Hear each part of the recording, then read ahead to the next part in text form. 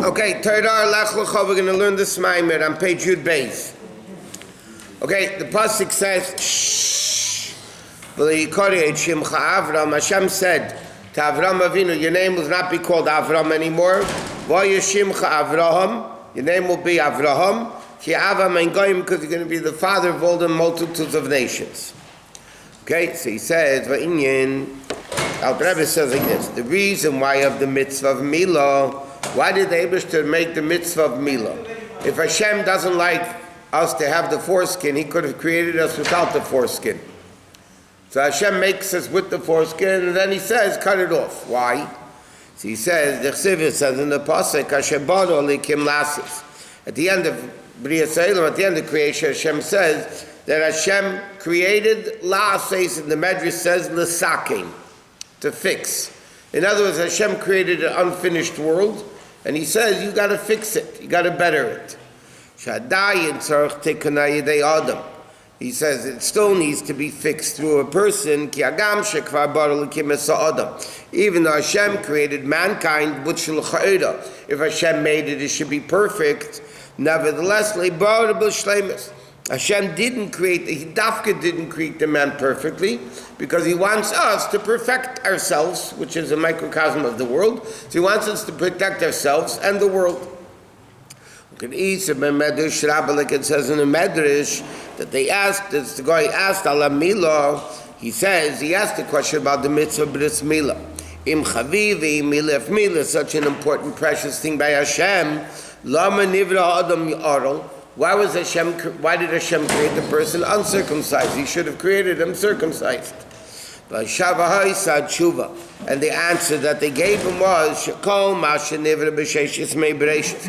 anything Hashem created in the world in 6 days of creation,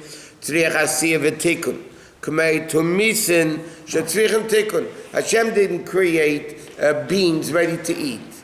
You have to cook them, even wheat. You have to grind it, make it into flour and eat it.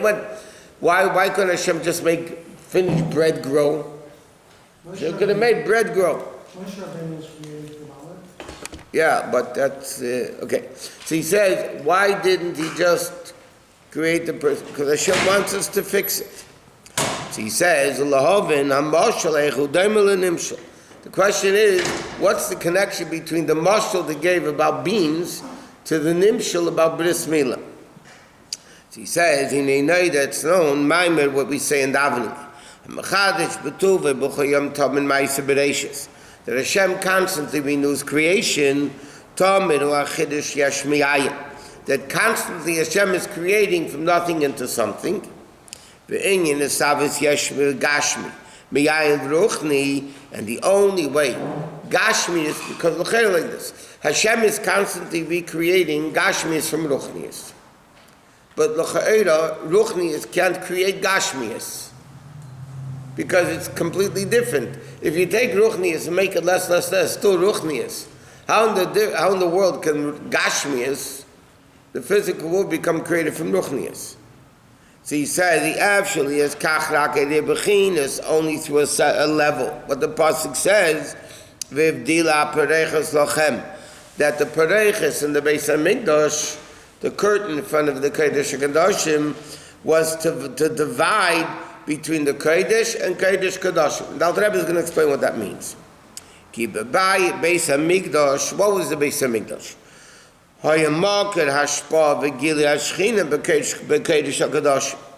The ultimate level of the Beis HaMikdash we know was the Kodesh HaKadoshim. The ultimate Dira B'Tachteinim was in the Kodesh HaKadoshim.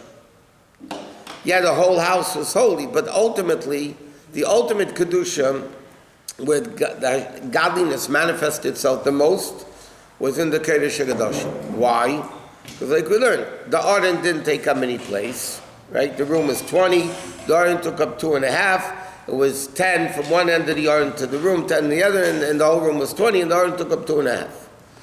So what does it show from there? So the Rashba says, this brings down a million places, the Rashba says that it shows the nimna noise, the way Hashem is so infinite, it's so unlimited, He's not limited in the limitation of limitation, in the unlimited. In other words, He's not above place. He's not in place. He's above both together, and therefore he can connect place and above place simultaneously. That level, it doesn't exist by infinite, it doesn't exist by miracles, it doesn't exist by anything. Because when you have nature versus miracle, so it's two distinct things. Either it breaks nature, then you have a miracle. If it doesn't break nature, you don't have a miracle. So you have basically, in the ultimate Kodesh HaKadoshim, was the ultimate revelation of godliness. And then, that was too great of a level for the masses, so there had to be a pareches, a curtain that separated the Kodesh HaKadoshim and the Kodesh. And from there, for the godliness to be revealed, come down more, it wasn't the same revelation. In other words, simple English, if Hashem would reveal His infinite revelation in the world would not be finite.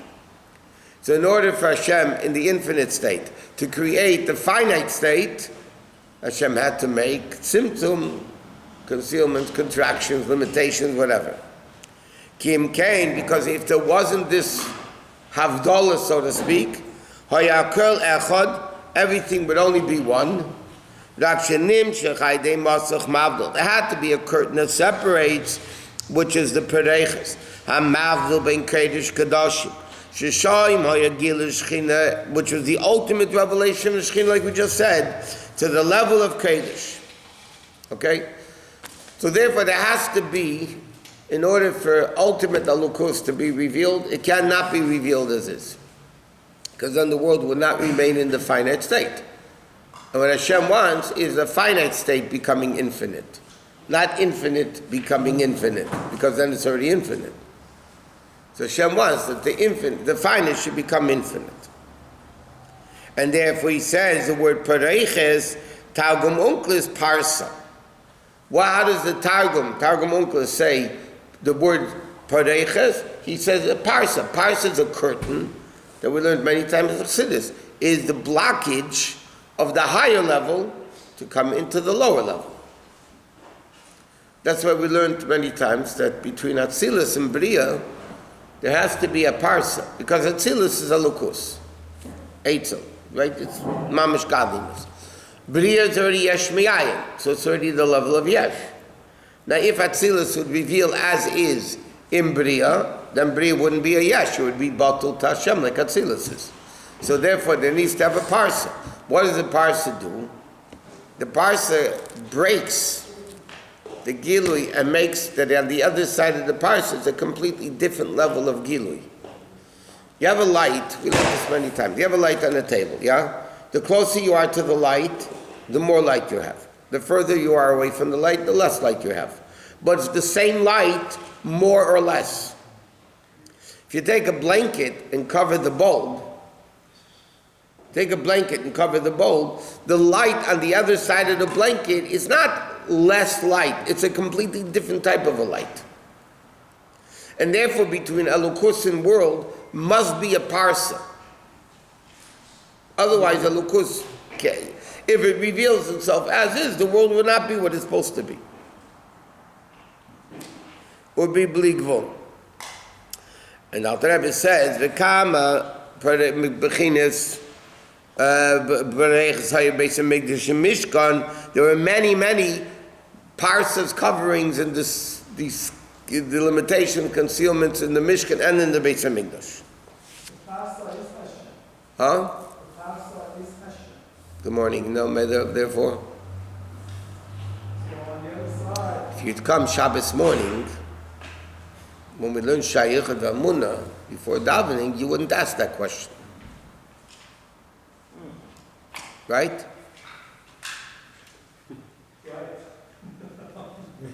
You know how to get everyone. The Simpson. Well, that's my job, make everybody miserable. Yes, Avayahu Elikim. So Hashem is concealing himself with himself. But as far as our perception is, there is a separation. In other words, when you go behind the curtain, you're only concealed from me. You're not concealed from yourself. Here the problem is the curtain is also Hashem.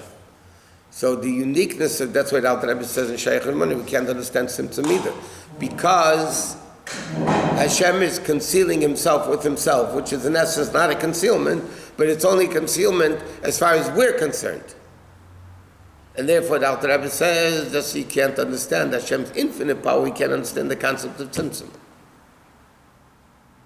But the bottom line is, as far as we're concerned, the parsa blocks.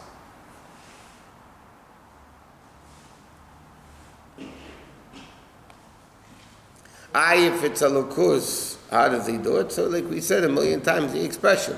The concept of tzimtzum is Hashem is where he isn't. How could Hashem be where he isn't? Hashem is able to be where he isn't. Me and you can be where we're not.